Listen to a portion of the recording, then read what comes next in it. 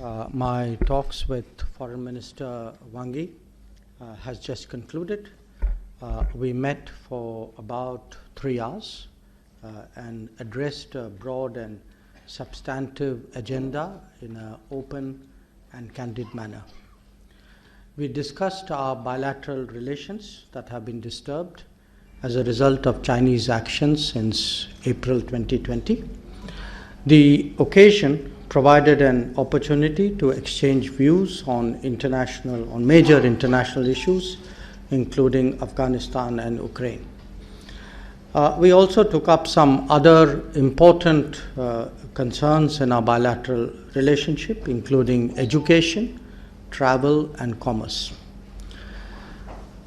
Foreign Minister Wang Yi and I have been in touch with each other over the last 2 years, even if we have not visited each other's country.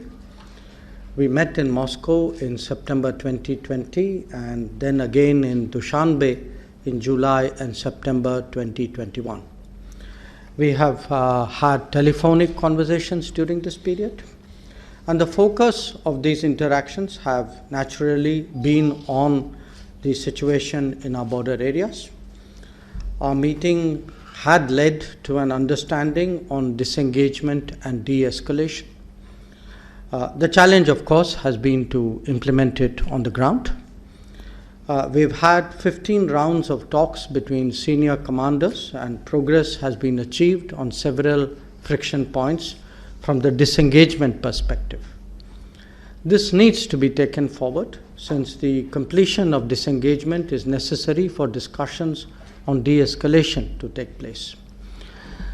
I would describe our current situation as work in progress, obviously at a slower pace than desirable, and my discussions with FM Wang Yi today were aimed at expediting that process.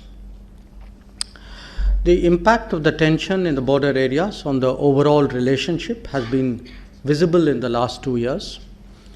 This is only natural, since peace and tranquility in the border areas have been the foundation of stable and cooperative ties. Indeed, we have agreements that were designed explicitly to strengthen this foundation and prevent the kind of situation that we are seeing today. I was very honest in my discussions with Chinese Foreign Minister, especially in conveying our national sentiments on this issue. The frictions and tensions that arise from China's deployment since April 2020 cannot be reconciled with a normal relationship between two neighbors. Foreign Minister Wang Yi spoke about China's desire for a return to normalcy, while also referring to the larger significance of our ties.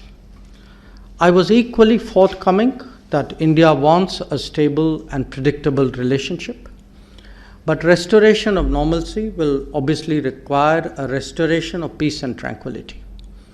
If we are both committed to improving our ties, then this commitment must find full expression in ongoing disengagement talks. We had an extensive exchange of views on a number of contemporary matters. I laid out India's principled approach to international relations based on respect for international law, UN Charter, and sovereignty and territorial integrity of states. Disputes should be resolved without use or threat of use of force, nor should there be attempts to unilaterally change the status quo. Where India and China are concerned, our relationship is best served by observing the three mutuals: mutual respect, mutual sensitivity, and mutual interests.